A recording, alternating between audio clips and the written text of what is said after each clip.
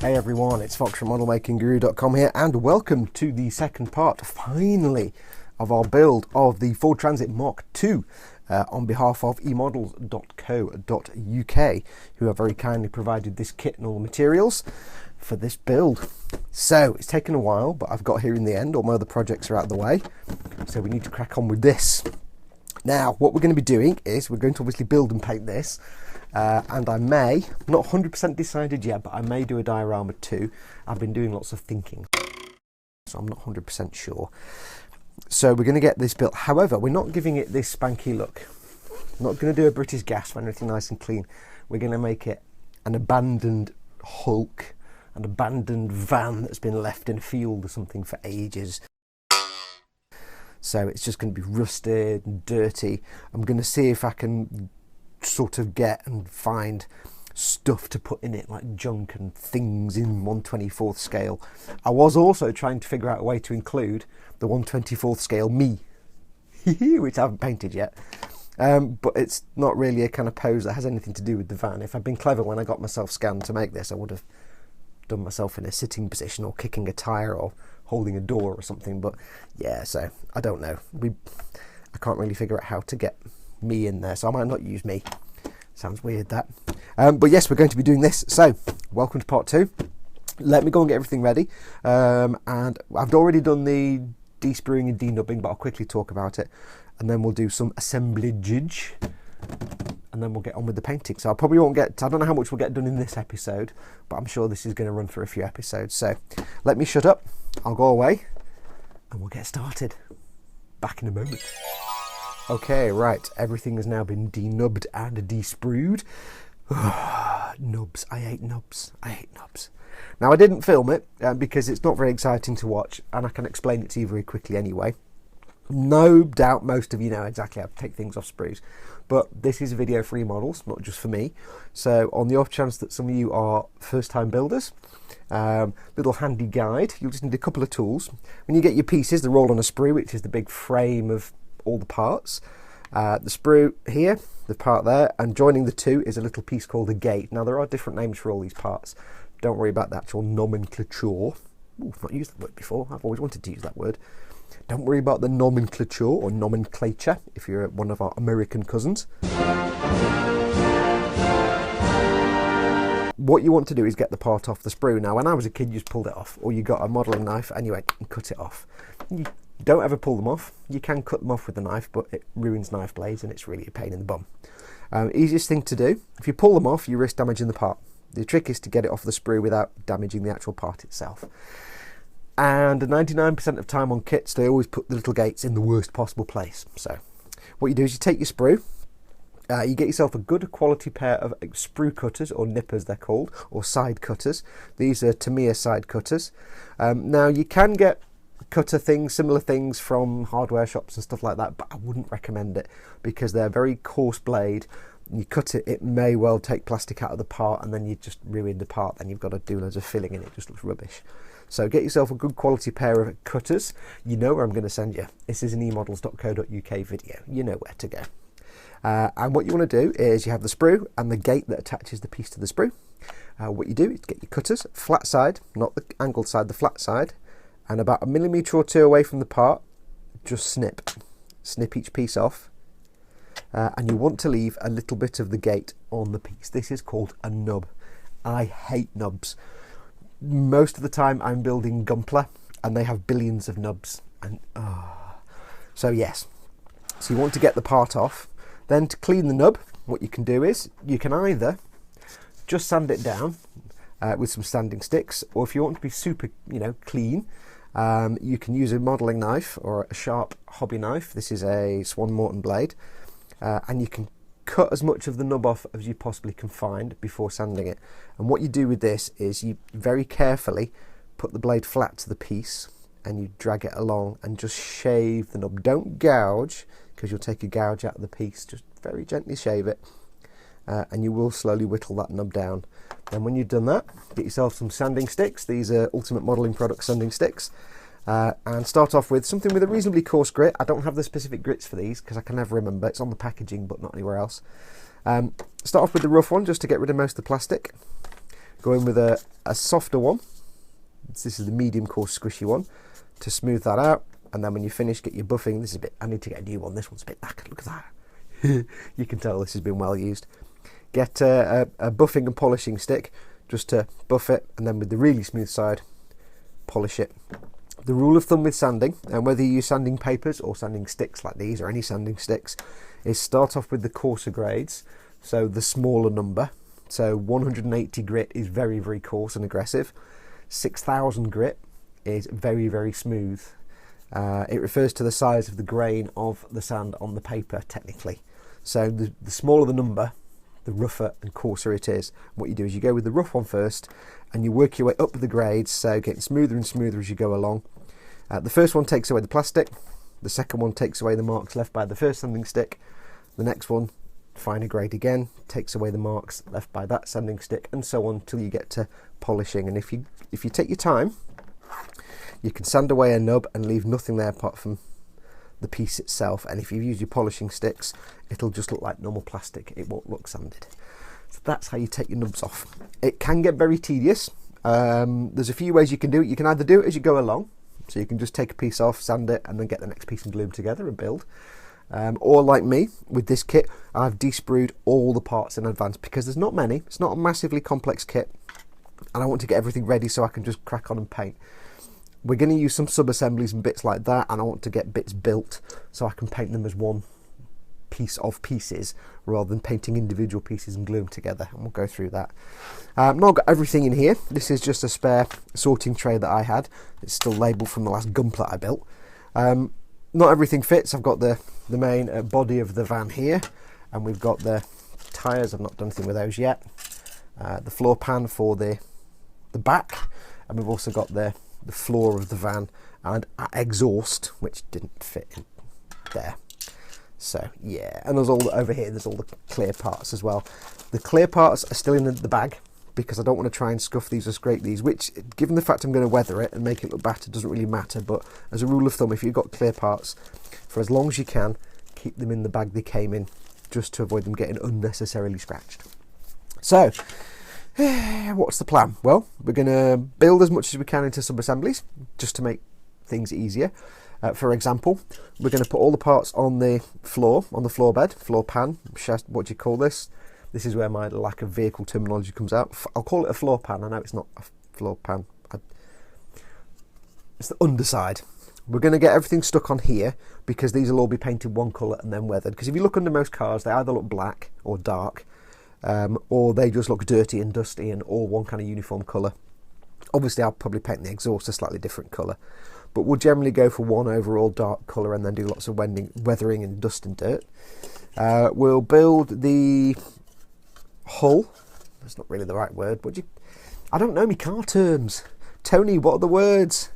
We'll get some of this built together. We'll get the interior put in here. It should just go in like that. I won't get the doors and things put on yet because I need to be able to paint those and do some funky things with those. But we're not going to stick this on to the floor either because obviously I'll need to paint the inside because you can see inside as well.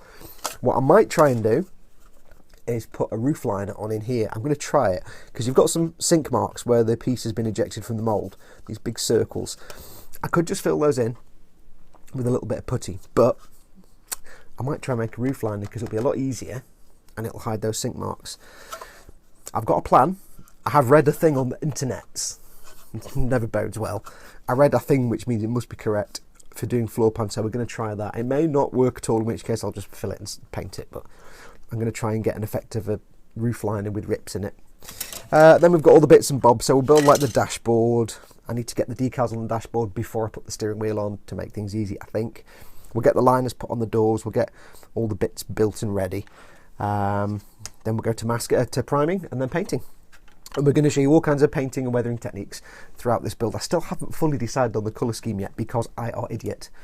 And I may, possibly, I don't know yet, I might see, because I'm a bit skint, I might see if I can get some decal paper and try making some decals. This may not happen, it may not happen at all, but I might see if I can get some decal paper, work out some designs, and quietly ask my mate Busby to borrow his inkjet printer for an hour and print off some decals. So stay tuned on that one. It might not happen. You know how I work. If you see my own videos or any of my other remodels builds, I don't plan these things. I just make it up as I go along. So there you go. So let's put this to one side. I'll go and get bits ready and we'll get the underbelly, the seamy underbelly of this vehicle built, ready for priming and any other sub-assemblies we can do. So it won't be too exciting in this episode, mostly gluing things together, I think. So let's go and get everything ready. Back in a moment. Okay, right, on to step number 1 and 2 and 3 and 4 and 5 is the seamy underbelly, the chassis, putting the wheels together and the tracking rod and everything else. I'm not going to put the tyres on because I don't think I'm going to put tyres on this kit. I'm going to leave it really abandoned, so it's going to have no tyre action. I've got all the parts here ready for the under area. So we need 2 of 13C. We need 11D and 12D. Not sure which. Hello. Thank you. Not sure which is which. Should have planned that better. We need the tracking rod. This bit is all snap fit. Yes, it's like a Bandai kit. Cool. So what do I need to do? So what I need to do is hunch down, because if I look at these things normally, I'll get my head in the shot. So I'm not putting the tyres on, so we can skip straight to the second part, which is to figure out which of these is, I think that. Okay, so this little nubbin here, little rod, needs to stick down with this thing sticking that way. So that is clearly 11D. This needs to go in here like this, you see. Just merely attach it like that. And totally not attach it. Brilliant. Brilliant. Ultimate failure straight away. Wow, it's like a Bandai kit, it really is. It's like building Gunpla. Hello. I like Gunpla. Right, so that needs to go on there. That needs to go on. That can't be right. Hello, Spesh. There we go. Needs to go there. Like that, was it? Now, apologies, this is all a bit dark. Obviously, these pieces are all black, so it kind of sucks a little bit. So there we go. It's quite a tight fit. And then the wheels need to go on these things here like this, you see. There's a little lip on there, which just means it will snap on. Without the gluing, but with the sticking. Ja, das ist richtig. Oh, there we go. Oh, Bandai, be proud. Right, where do I put the fin funnels? Okay, so that's that done. Brilliant.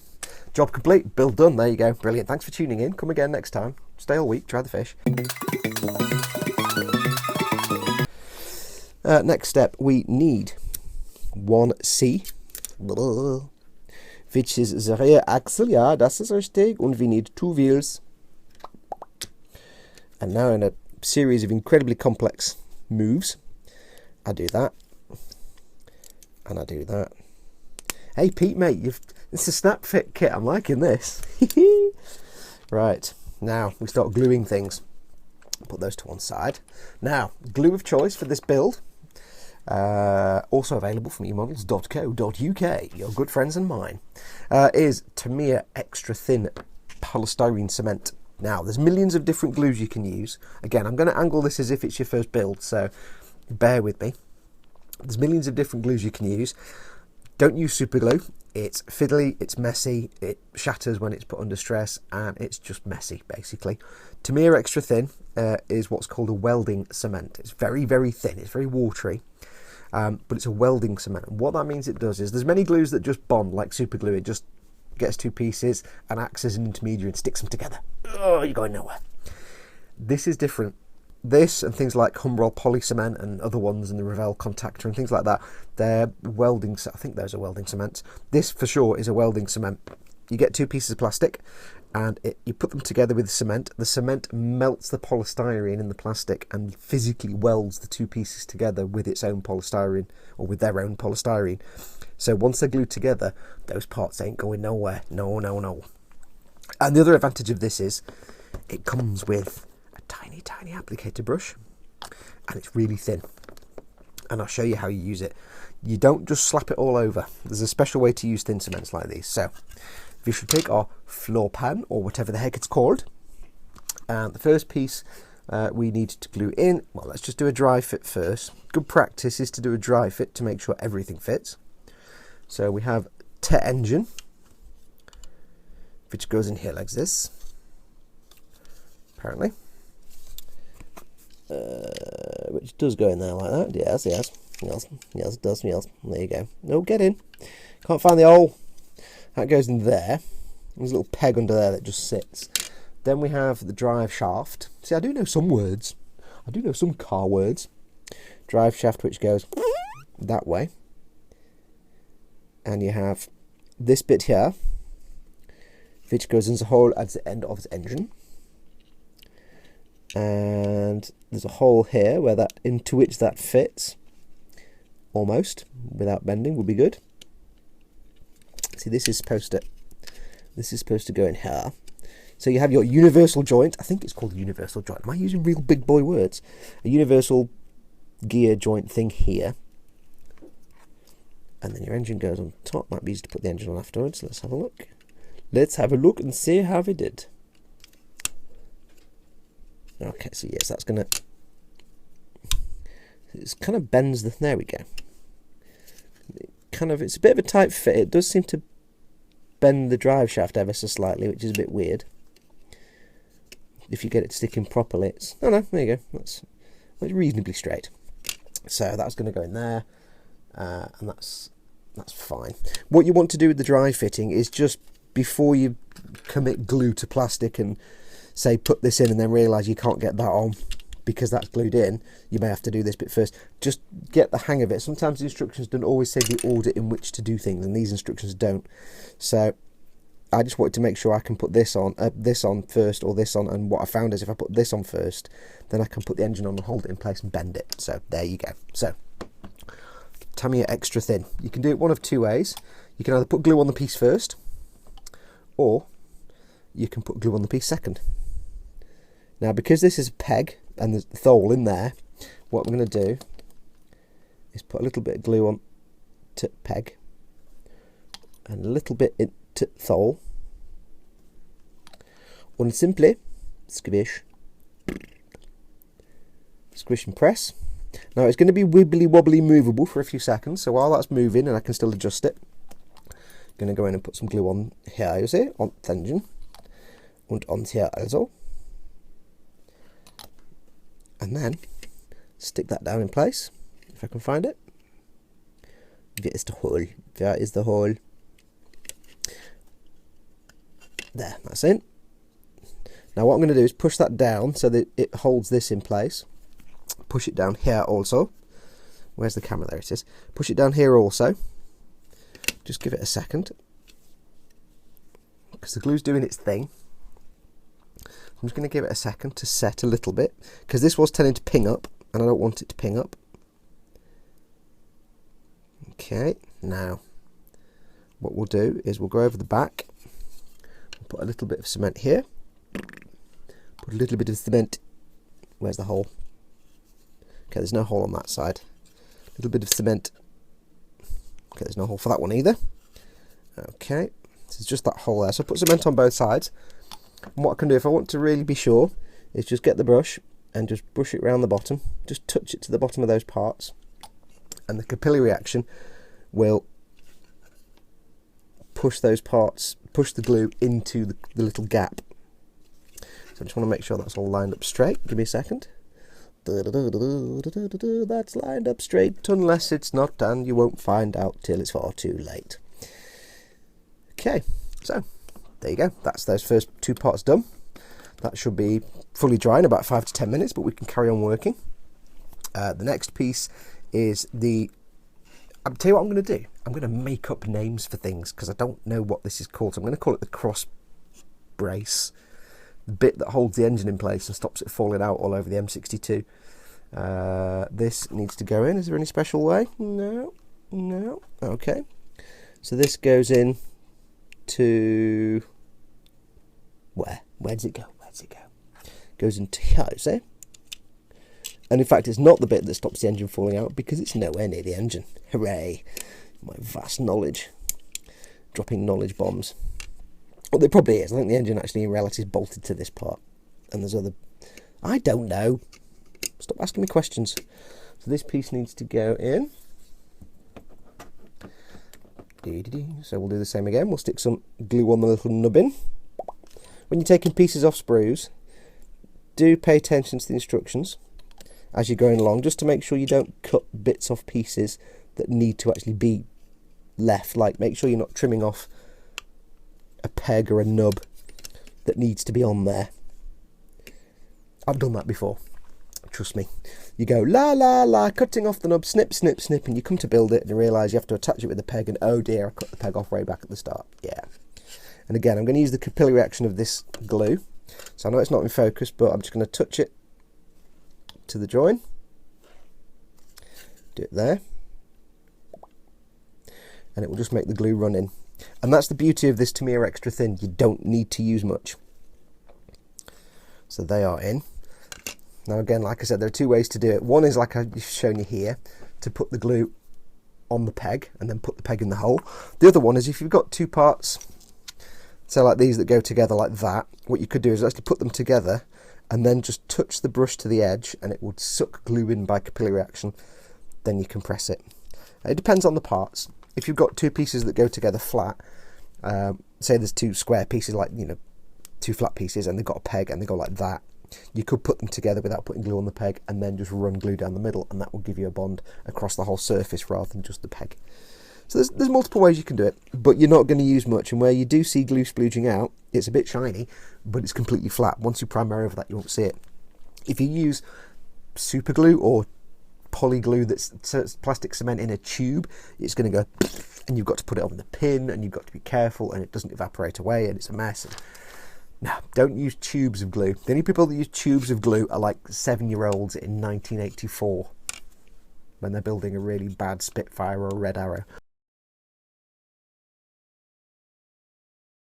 So don't use tubes of glue, because you're just putting yourself in line for a world of hurt and disappointment. A bit like watching the Star Wars prequels. Basically, I wouldn't advise you to do that either, because nobody ever made those films. They don't exist. Now, next piece. I'm going to have to pad this out with conversation, by the way, because there's not a lot to show you. Next piece is the spare wheel holding device, which I'm not going to put the spare wheel on, because again, this is an old battered truck, so the chances are, it's got no tyres on it, chances are they've already used a spare wheel long ago. So they go in there like that. I can get to that hole. So what we'll do here is I'll show you the other method. I've not glued it. What I'm going to do is touch it to there where the peg is on the other side, and that will draw the glue up. And on this side, I'm just going to touch it. Where's the camera? Touch it to the edge there, and that will draw in enough glue to cement that, and that'll be fine. So this pot of glue, which you can get from emodels.co.uk, by the way, it's lasted me years. I need to get a new one because it's a bit cloudy now. As you use it more and more, obviously you're going to transfer little tiny trace amounts of, polystyrene to the glue, and sometimes you'll paint over a painted part and you'll get some to this, but it doesn't affect it. That's that on. On to the next piece now, we have the suspension, leaf suspension. Well, sort of leaf suspension. It's not actually rendered like leaf suspension. It's single leaf suspension. And two of the shock absorbers, which are here. Now, it shows here in the instructions, put the shock absorber in first, then the suspension thing, and the cross brace, which is the word I made up. So that's what we're going to do. Tells me to do it, I shall do it. I always do what people tell me to do, apart from when it sucks and they don't tell me the right thing. It seems to suggest the little nib on the end here is slightly curved, like that, like my finger. So it suggests it goes in that way. So can we get to the other side? No. So we'll put a dot on the end of this one. So, and apologies if this is hard to see, it is all unfortunately black. There's not a lot I can do about it all being black. Okay, so that's that on there. Now on the other side, yeah. It is the fat end at the bottom. To think them for a minute, I was worried I was putting them in upside down. So then we'll have this one. So I'll just pop it in, and then I'll rotate it around because you can do that. the glue is workable for a few seconds. You've got a little bit of leeway to move it around before it fully sets.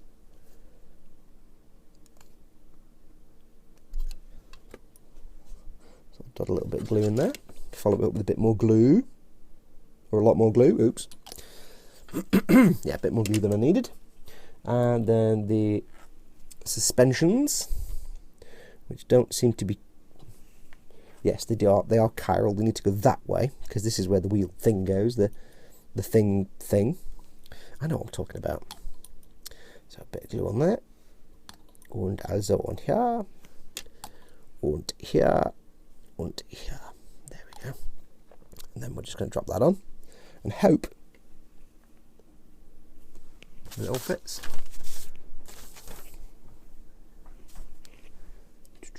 Right, so put that on there, put those on there. I'm assuming it doesn't actually say where these shock absorbers go. Do they go out through the... It's not clear on the instructions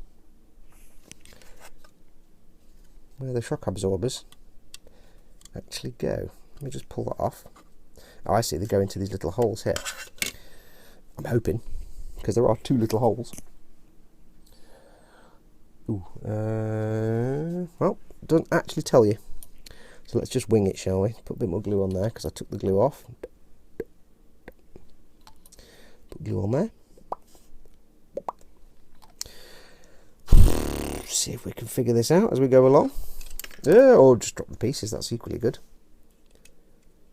Right, so get the glue on there.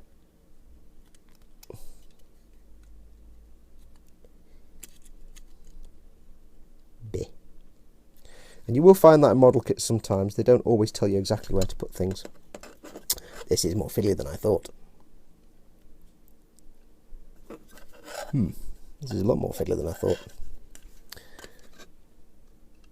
Is that going to go in there, or is it going to go in the hole? There, it goes in that hole there, I think.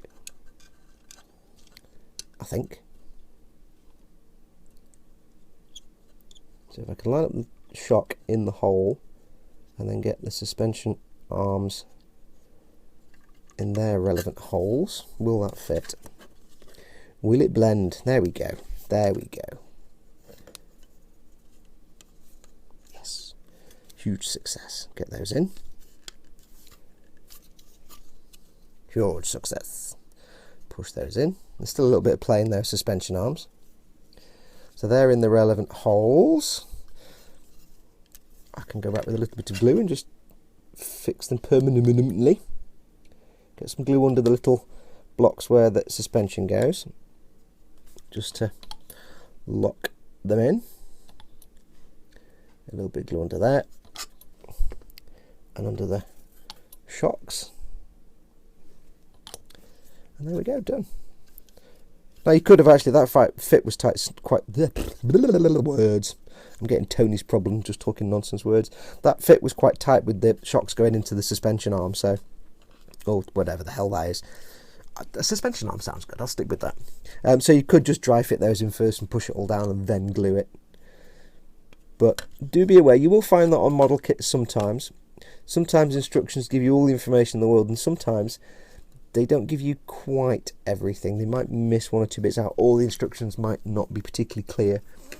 Like on here on the drawing, you'll see the instructions here show you stick that in there, but it doesn't exactly say where in there. Now somebody may well try and stick it in this little C joint here, but that's where the wheel needs to go, or the tracking arm, so you don't want to do that. And when you look at the next diagram, it doesn't really show here where they have gone in, and bizarrely it looks like somebody's coloured it in with pencil and then photocopied it. It's very strange. It's like very professional looking instructions, apart from that bit where they've kind of coloured it in with a pencil. Go figure. So it's not very clear. Right, so next step. La la la la la. Anything else to do on there? No, got those two. Okay.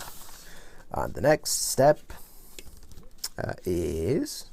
I'm gonna leave this for a little while because I've got to put the wheels on next, but I don't want to start moving that around, so I'm going to leave that for a moment. We'll get the rear axle on, The rear axle is there. I need 2 more shock absorbers. Let me go and grab those because I've rather cleverly not got those out. 1 second, back in a moment. Okay, right, I found the rear shocks. I'd put them in the bit with all the parts for the cab because I thought they were like handbrakes or something. Because obviously I know that cars have like 3 handbrakes. Obs. Nothing wrong with over-engineering. Right, so we've got those 2 parts. We have the rear axle gefahrten mit the turning und the bouncing and the stopping, clashing. We've got the front tracking arm with the wheels. And we've got the exhaust. And we've got this thing which, I don't know, is it a fuel tank? Probably a fuel tank. And I've adjusted the white balance a bit so you might be able to see better. It just means that everything else is blown out, but never mind. So, let's get this done. So, it's quite difficult. I've got my visor on so I can see small things. Unfortunately, it means I can't see the instructions unless they're right in front of my face. Right, so this is 16D and 17D. I don't know which is which. I'm sure it doesn't really matter that much. Okay, so we have to do the same kind of thing again. Put these on and then get them into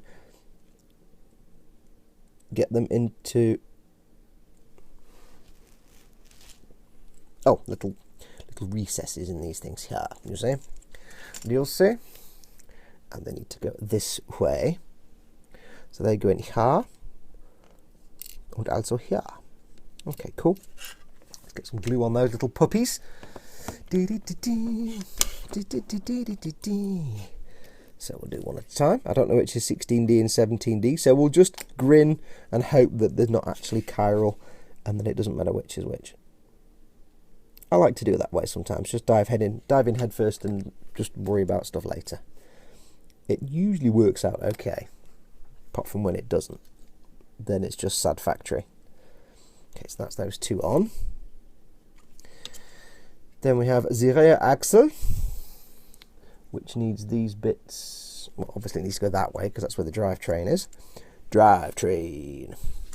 So what we shall do, as we did before, we shall apply glue to here, and to here, and to these little nubbles. And then we'll get all sticky with it. If we can line up a hole with the thing. Okay, so that needs to go in there somehow. Sometimes when you're lining up holes and things, it's kind of like herding cats. Now I have made a terrible error here and I've just realised. I've glued this in. I haven't put the exhaust pipe in yet. Hooray. Oh well, never mind. How's that going to go in now? That goes like that. There's just a friction fit here between the rear diff and the drive shaft. So we'll have to hope now I can get the exhaust pipe on without actually having to pull this off again, because that will be kind of embarrassing. And I wouldn't mind, but just before I put all this together, I was planning it in my head and thought, yeah, I need to make sure I don't do that. And then I did anyway. Now these are quite a tight fit, it would seem. I'm just going to go off camera for a second because I need to manhandle this in a manhandly way. Where is the hole? There. Okay, you have to bend these rear suspension arms a little bit because these parts with the pegs are a little bit longer than the distance between the holes, if that makes sense. So there's some manhandling to do there. Okay, so that, glue that in there, put a little bit of glue in there. Now this actually, because you've had to force that up, it bends this drive shaft a little bit, but that's probably what it actually looks like, so that's kind of cool. Suspension on, shocks on. Now we have to find out if we can get the exhaust pipe in. We should be able to. The exhaust pipe is just 2 pegs here and here. They go into holes here and here, somewhere. Very technical. So I know the exhaust pipe can go on there, and the fuel tank is going to go. Where's the fuel tank? I just make sure I don't need to put one in before the other. That goes. Yeah, that's fine. They're on different sides, so I don't have to worry about which one goes in first. The exhaust pipe, if I hadn't been special and actually done this first, will go like this. There we go, a bit tweezer action. for your edification. So this needs to go into that hole there, and also that hole there. Easy McPeasy. I'll put a little bit of glue on there, and a little bit of glue on there. Just a little bit for the moment, just so I can get everything in and settled, and then I can add more glue if needed. If I can do this now without, I haven't just screwed the pooch in the, oh no, there we go. Yeah, no problem. Not a problem. Bit of glue on there again. It doesn't say whether the exhaust pipe goes over the engine. I'm assuming it goes under, there we go. I was assuming it goes underneath. And it goes into a little hole at this end, which is brilliant. It's well brilliant, that is. Get the glue on there, push that in the little hole. Or not, as the case may be. Get in, damn you, sir. Get in the hole. Okay, it just kind of sits. Cool. Now we have an exhaust pipe, or as I like to call them, absolute rust factory. Because when you're doing rust on a car, exhaust pipes are always the most rusty parts, apart from the other parts that get more rusty. Okay, so we have our exhaust pipen with the spluttern und the Koffen und the Gassen, Pupen, mit Pollutings. We have our suspensions. We have our drive shaft, engine, the bar thing that goes across the top. So the only thing left to do now is the fuel tank and the front axle. Let's get the front steering on. This apparently, allegedly, the little lug that sticks up that I had to get the right way around needs to go that way.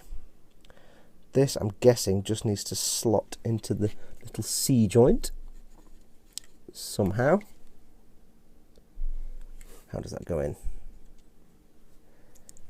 How does that go in such a way that it doesn't interfere with the suspension?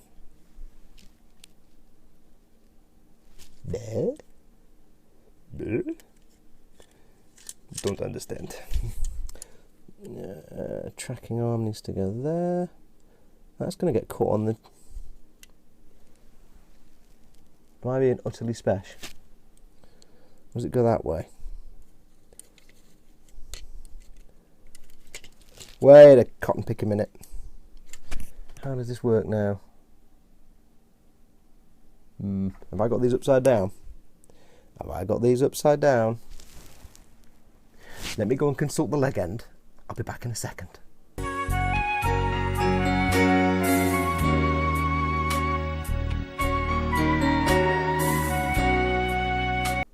Right, I did have them the right way around. I was just being special. You have to have it so that the tracking rod here is on the upper side, so it sticks up. You've got the little bit on the top. It needs to be at the rear here, and the little pegs on this little arm with the peg that goes up, that needs to stick up. And what you do is you do this. You slide it in, thusly from behind. You would go like that once. From behind, and where we have it. Steering gefahren mit the turning and cornering. That's quite cool. I've built so many vehicles over the years, especially when I was younger. And, oh, my camera's wobbling. My apologies. And so many of them were just, you know, a nightmare to line up. You know, you'd have fiddly bits and things that went together, and it'd say, don't glue, nicht kleben, don't glue. And then invariably to make it, you'd end up having to glue it because it was such a nightmare. Often Tamiya kits are like that. But this, dead simple. There you go, Bandai style. Right, so that's that on. The one last thing to do now, while this all sets quietly in the corner, is the fueling tanken. Now, let's have a look at this fueling tanken that I appear to have somehow stuck together without sticking it together. How have I... Do you know? I just happened to have put it down and it's attached itself. Right, so... There. Oh, hello, dropping. This is not an organised episode. Okay, so this one, we have this piece here, like this, you see? And then we have this piece here, this tube, the fuel tube, needs to be where that little kink in the side is. 2 pegs, and it just goes together. Let's just do a dry fit. Let's just try and do a dry fit. Okay, that's fine. Now, you could, if this was just two flat pieces, you'd have a seam line down the middle, and I would show you how to get rid of that seam line. But rather cleverly, there's like a lip around the edge here, a raised lip, because it's like pressed steel or whatever it's made of. And that is exactly where the seam is. So when I glue this together, you won't see that seam line at all. So if that was just a flat surface like a jerry can, ooh, jerry cans. Ask Skipper Ted about me and jerry cans. He'll tell you the stories. Because it's got that, I don't need to worry about it, because it's almost like hiding the seam line on a panel line. If you make gunpla, you know what I mean by that. So a little touch of glue. I'll stick those together.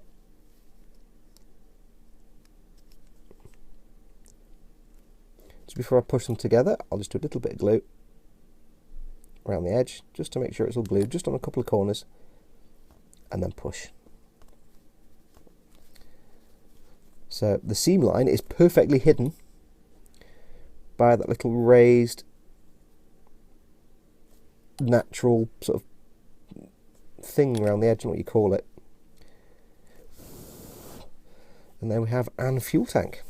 So I was going to show you how to do a filler seam line, but I don't need to. And I kind of get the impression on this kit there won't be any. If I find some, I'll show you how to get rid of seam lines. So this lastly needs to go onto the underside of the vehicle. 2 holes, 2 pins. 2 holes, 1 cup. Oh no, I won't say that. That will just dry fit on that there, so we'll just test it with my poorly seeing eyes. That goes there, and the pipe just sits on the bottom. I never knew the fuel pipe was that exposed. Wow, that's kind of dangerous. You happen to just drive past something with a big sharp sticky out thing and it rip through your fuel pipe and explode. You wouldn't be a happy puppy, would you? So, bit of glue on there and there. We'll just slot those into the holes. I put a little bit of glue on the end of the fuel pipe. I'm hoping that's the fuel tank, otherwise I look like a right spoon. Touch that to there. And when I'm using capillary action to put glue into place, I'm not brushing it on. I don't know if you'll see. When I do that, I do take a lot of glue off the brush, and I just touch it to where 2 pieces join, and the capillary action will draw that glue in. You really don't need to use much at all. It's less is, well, less. I was going to say less is more, but in this case, less is just less. So, I have to give props to Italeri on this. The whole steering and spinny wheel thing was an absolute delight. So simple compared to most kits, like I said, Tamiya kits, where it's all complicated and you get bits that there's no way you're ever going to not glue it. So we have the underbelly made. I'm going to leave it here for this episode, because that's what we're on, about 35-40 minutes. Yeah, there'll probably be a couple of episodes of sticking things to other things, so I'll just try and pad them out with conversation and amusing stories. Not that I've done that in this episode. But I don't want to bore you for 3 hours with just sticking things. And then once we've done all the building, we'll, get to the fun painting and weathering. But I just wanted to, I want to treat this as if it's somebody who's never made one before. Let's just assume, you've never made a kit before and you don't know what to do. So I'm going to show you from start to finish. Now, you might be wondering, would it be easier to paint all these parts and then stick it all together? It would potentially be easier. However, if this was silver and that was aluminium and that was blue and that was green and that was black, then yeah, because you're never going to get a brush in there, or an airbrush. However, I have been doing my researches. I know, me, doing research and thinking and everything. And when transits were made, they were made and the chassis was painted exactly the same colour as the body. So if you strip the back of a transit van off and the body shell, you've got basically, if it's a white van, you've got a white chassis. If it's a red van, you've got a red chassis, and everything's painted red. Apart from the engine, obviously, which is usually a dark grey or black. The exhaust, which will be a silver colour. But what we're going to do, when this is all, now this has been done, we'll get the other bits built, and we'll get this primed. We will paint it all body colour, so whatever colour the truck's going to be. Well, we won't do that first, actually. We'll do some rust colours first, and I'll explain when we do it. Rust colours first, then we'll do the body colour. But we'll do some chipping as well, and what I want to try and give the example of, and then once that's done, we'll cover it in dirt and grime and everything else. I want to make it look like it's painted in the factory, so it's painted, whatever, let's say white.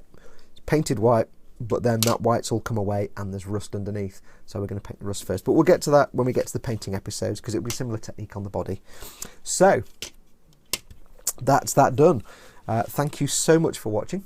Stay tuned for the next episode. I'm hoping to get these churned out quite quickly now. It's taken me a while to get my schedule up to where I can crack on with it, and I know you guys have been waiting, and Pete Mate and Gav Mate at eModels have been waiting for a while, so I don't want to keep them hanging around. So I will crack on with these. Now I know, Pete and Gav Mate, my apologies, I haven't put up the little sign that says eModels. It's because I can't find it. I can't find my little eModels sign. So if you're watching, send me another sticker and I'll stick it on a piece of cardboard. But hopefully I've put the banner up enough for you. Again, thank you so much for watching. Do go along to the chaps at emodels.co.uk, who have very kindly provided all the equipment for this. It's not a paid video, this is not a sponsored video, but they provided all the kit and the materials. Thank you so much to Pete and Gav, mate. But yeah, go along to emodels.co.uk, the UK's leading online model store for the UK. And for the rest of Europe and the rest of the world, they ship pretty much everywhere. So if you're not in the UK, don't worry, you can still use them. They've got a million different products. They have a million different things in there. Everything from grass for your diorama to photo etch parts, to paints, glues, tools, kit, and all the kits as well. And they have other, check out their YouTube channel. They have other builds on there. My very good friend Skipper Ted is on there doing builds for them. And Tony over at Helgen35, he's doing some builds for them. So yeah, check them out. And also check out my stuff. Modelmakingguru.com is a website. I don't update it very often. But I'm on Facebook, Model Making Guru, and I'm on Twitter, Model Making Guru, and I'm on the YouTubes. You can guess it's Model Making Guru. But that's going to do it. Thanks so much for watching. Take care of yourselves. Go make something cool. Go do something cool. Go eat lots of nice food. I'm having enchiladas for tea tonight. I'm starving, and I like making enchiladas because it's silly play food. I'll stop talking about food now because it's torturing me. Take care of yourselves. Adios, amoebas.